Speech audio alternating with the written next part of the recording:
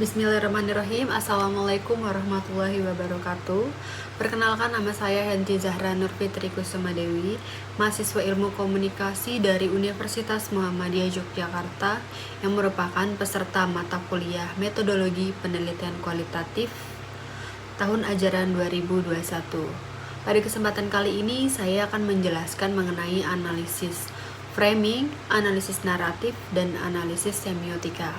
Untuk penjelasan selanjutnya, tonton video selanjutnya. Untuk yang pertama yaitu adalah analisis framing. Apa sih analisis framing?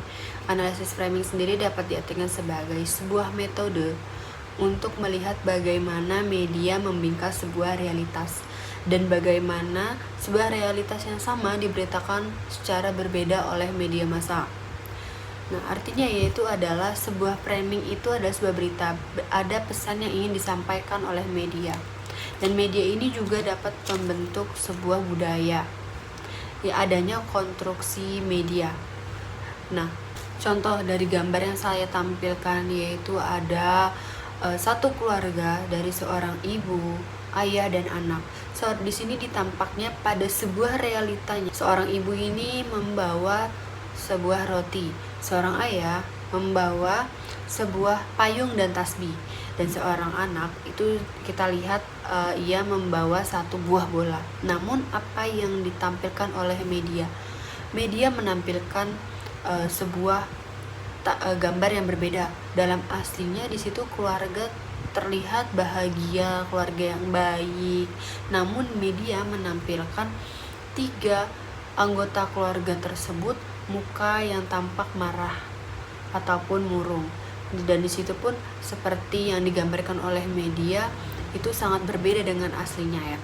Seorang ibu tersebut yang tadinya membawa roti ditampilkan ia membawa petasan.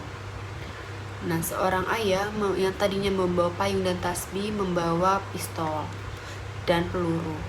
Nah, seorang anak yang tadinya membawa satu buah bola digambarkan membawa satu bom. Nah, di sini bisa kita lihat bagaimana artinya framing itu yaitu sebuah realitas itu berbeda yang ditampilkan oleh media, tergantung dari sudut mana yang dipandang dan media itu menampilkan seperti apa. Dan media juga kita dapat tahu bahwa adanya pemilik ataupun kekuasaan dalam dibalik suatu apa yang ditampilkan oleh media dan pesan apa yang ingin disampaikan. Analisis framing ini juga dipusatkan bagaimana media membingkai dan mengemas sebuah berita. Nah, contohnya yaitu adalah misalkan ada satu kasus pelecehan seksual misalnya. Lalu bagaimana yang media tampilkan? Pasti yang dipusatkan adalah seorang wanitanya. Mengapa wanitanya yang ditampilkan oleh media? Kita bisa memandang dari suatu analisis berita tersebut, berarti wanita ini menjadi sosok yang karena sosoknya lemah dan ditampilkan sebagai penggoda ataupun dan lainnya, maka yang menjadi sorotan utama adalah wanita dalam kasus tersebut. Dan banyak kasus-kasus yang lain. Bagaimana suatu media itu mengemas berita tersebut dan sehingga dapat membentuk persepsi dari masyarakat. Adapun contoh kasus lainnya misalnya penundaan pemilu pada tahun 2024 dan pemilu ditetapkan pada tahun 2024, pemindahan ibu kota dan lain-lain. Di sini framing itu berarti diartikan yaitu dapat menggiring opini masyarakat. Dan media juga dapat melihat siapa orang di balik itu. Contohnya, pada saat ini televisi ataupun channel-channel di TV, kita bisa lihat siapa orang di balik itu dan siapa yang menguasai berita.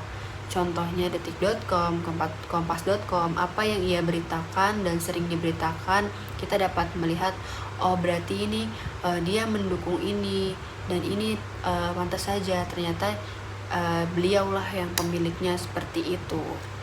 Nah, selanjutnya juga ada analisis framing ini terbagi menjadi 4 struktur. Yang pertama ada model Zongdengpan dan Pankowski. Yang kedua ada modelnya Edelman. Yang ketiga model Robert and Edmond. Dan yang terakhir yaitu adalah model William Gangson. Lalu apa sih yang membedakan dari struktur dari para tokoh tersebut. Yang pertama adalah Zongdenpan dan Ben Kosiki. Struktur framing tersebut itu lebih ke 5W1H, lebih terstruktur. Misalnya yaitu pada suatu analisis strategi kampanye politik. Di situ kan lebih terstruktur ya, karena adanya strategi untuk mencapai sebuah tujuan ataupun untuk kampanye. Selanjutnya model Robert and Edman. Ini masih sama dengan modelnya Zongdenpan. Ia membahas kasus-kasus politik yang membahas secara keseluruhan. Nah, lalu model William Jameson. Model William Jameson ini biasanya lebih ke mengorganisasikan ide-ide, berbeda dari sebelumnya. Sebelumnya yaitu mengenai politik, namun model William Jameson ini lebih ke tentang kasus-kasus aktivisme ataupun aksi-aksi yang membahas mengenai gerakan-gerakan sosial misalnya. Begitu teman-teman. Nah, selanjutnya kita akan membahas mengenai analisis naratif. Apa itu analisis naratif? Baik teman-teman, selanjutnya kita akan membahas mengenai teks narasi atau naratif. Apa sih yang dimaksud dengan teks naratif? Nah, contohnya seperti cerita-cerita dongeng, Si Kancil, Timun Mas, dan lain sebagainya. Nah, kita lihat pada kisah itu adanya Timun Mas yang dikejar-kejar oleh raksasa seperti buto ijo, terus adanya Kancil yang ingin melewati sungai, tapi karena sungai itu terlalu panjang sehingga ia dibantu oleh para buaya dan ia bisa melewati sungai tersebut.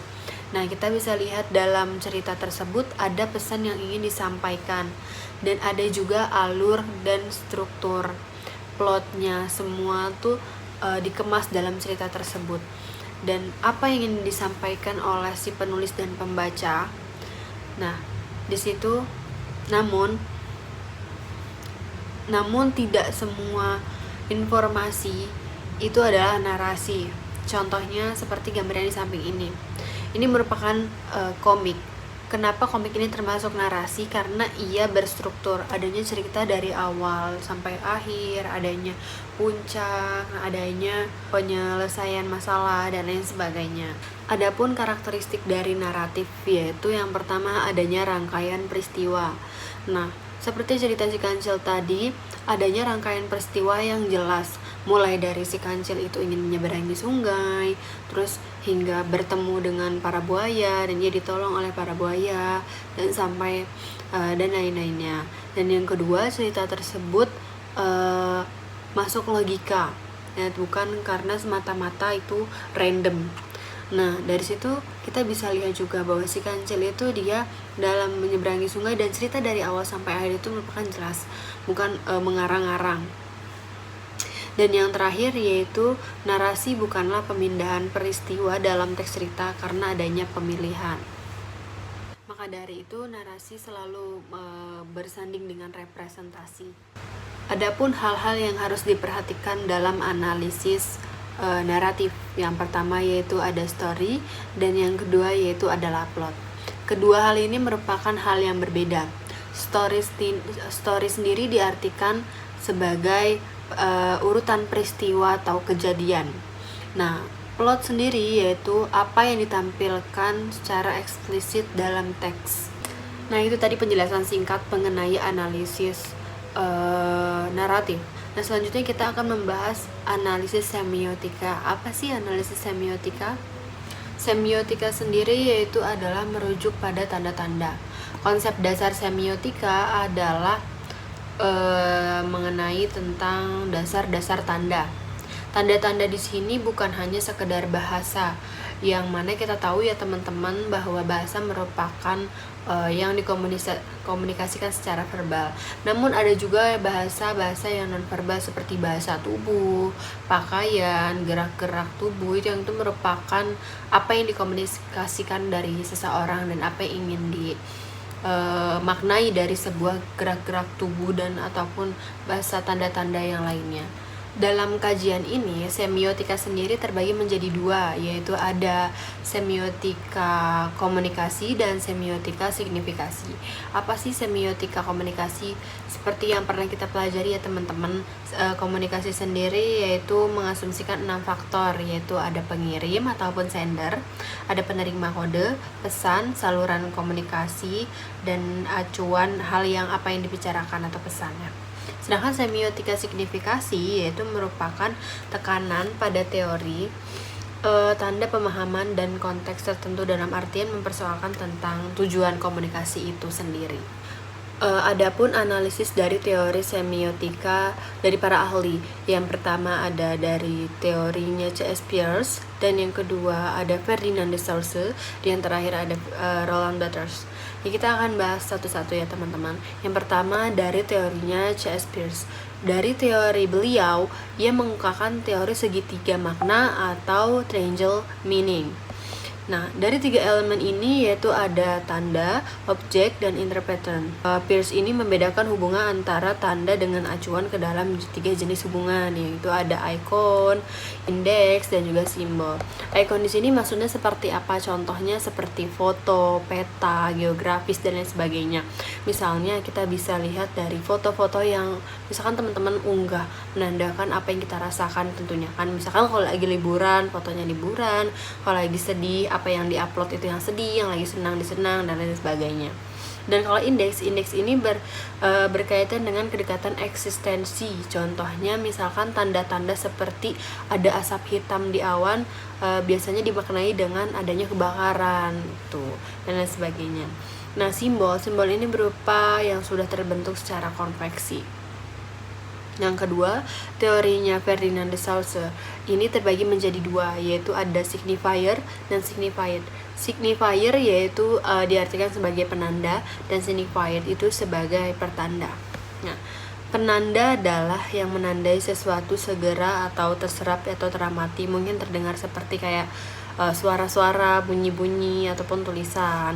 Nah, kalau petanda sendiri yaitu merupakan sesuatu yang tersimpulkan atau terpahami maknanya dari ungkapan bahasa maupun non-bahasa. Jadi dia bisa tersirat ataupun tersurat. Dan yang terakhir yaitu dari teorinya Roland Barthes. Teori ini dikemukakan oleh Roland Barthes dalam teorinya mengembangkan 2 tingkatan pertandaan, yaitu ada konotasi dan denotasi. Nah, mungkin sekian penjelasan singkat dari saya mengenai analisis framing, naratif, dan juga analisis semiotika. Cukup sekian dari saya, Henti Zahra. Jika ada salah kata mohon dimaafkan karena saya masih tahap pembelajaran. Kurang lebihnya mohon maaf. Wassalamualaikum warahmatullahi wabarakatuh.